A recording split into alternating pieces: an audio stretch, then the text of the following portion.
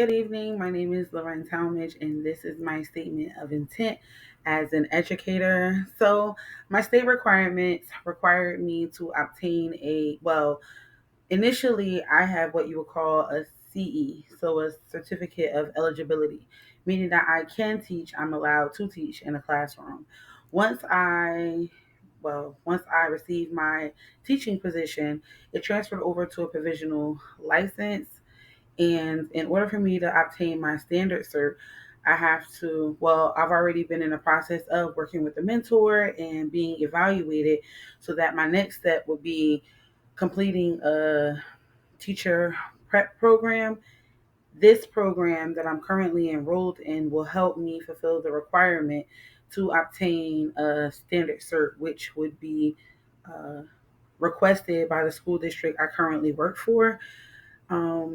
I also need, I think, an extended 2 years or an extended 2 years of mentoring and evaluations. And then for my special education endorsement, that gets a little tricky because one part of the research that I did said that I'm supposed to just kind of like request it through my completion of a master's program or a program with a special education curriculum. And then the other part, it suggested something about a test. So I'm waiting to hear back from the state, the Department of Education now. I emailed them just to get clarity and to also make sure that though this program is in Arizona, that it would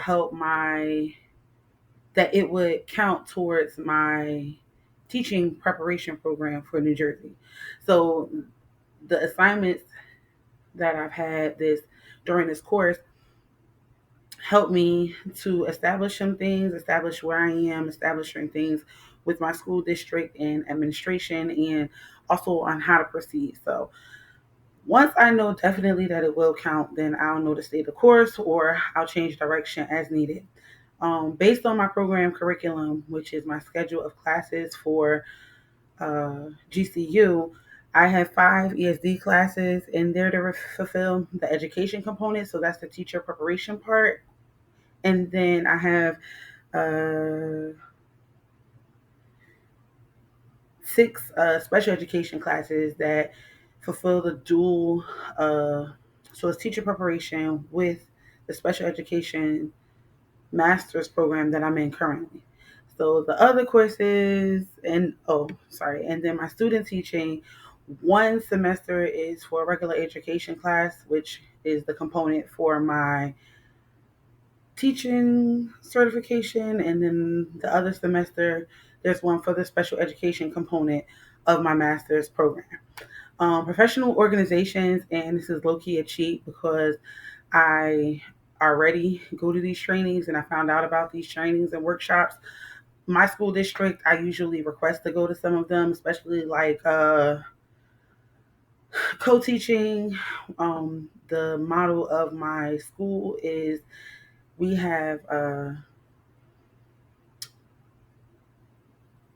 teaching assistants in the classroom with us, and they're called instructional assistants. I couldn't think of the name of it, but they're in the classroom with us, and just to learn how to co-teach better or to kind of guide what co-teaching should look like in the room.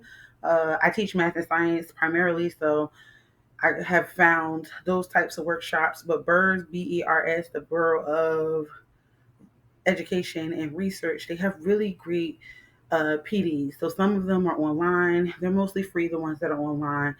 Some of them are also in person. So I try to find those just to keep up or just to, I guess, expand my knowledge on some of the components of education that I may not be as well versed as I should be, or just to keep up with new material, new strategies for teaching.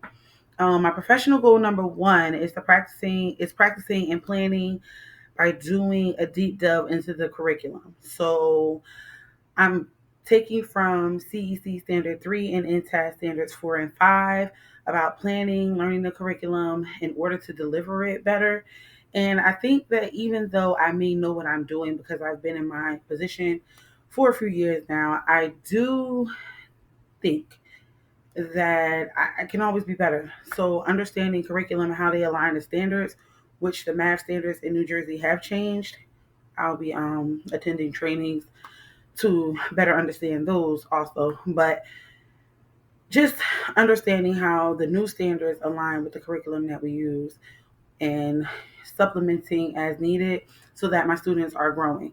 My professional goal number two is so it's something about the code of ethics that really stuck with me. And I don't know if it's because of me working in the urban school district. We hear like such negative comments from educators. And I even brought the um the code of ethics. I took it to my principal because we're back already and we're doing PDs, but it's just interesting, or it's as a refresher. I felt like admin should definitely be reminding educators of our purpose and why we're there, who we are there to serve, and who we are there to educate. So, in summary, that is my statement of intent to stay growing in God's purpose for me and my purpose as an educator and as an ally to students and their families. I thank you so much for everything, and not in a trying to get a good grade way, like in a very, very sincere way.